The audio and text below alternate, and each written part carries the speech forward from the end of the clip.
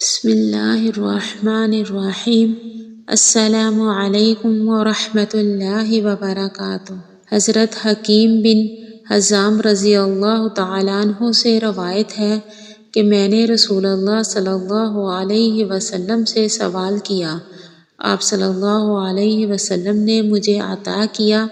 پھر میں نے مانگا، آپ صلی اللہ علیہ وسلم نے مجھے عطا کیا،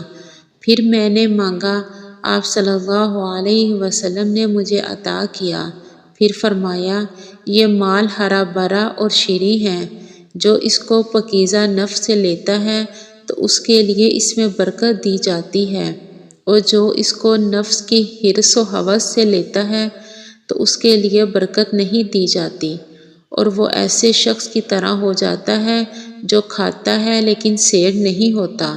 اور اوپر والا ہاتھ نیچے والے ہاتھ سے بہتر ہے۔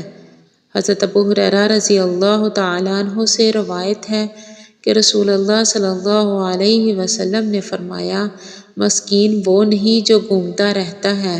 اور لوگوں کے ارد گرد پھرتا رہتا ہے، پھر ایک لقمہ یا دو لقمے اور ایک کھجور یا دو کھجوریں لے کر لوٹ جاتا ہے۔ صحابہ اکرام رضی اللہ عنہم نے عرض کیا کہ اے اللہ کے رسول، پھر مسکین کون ہے؟ تو آپ صلی اللہ علیہ وسلم نے فرمایا، مسکین وہ ہے جو اتنا مالدار نہ ہو جس سے ضرورت زندگی پوری کر سکے،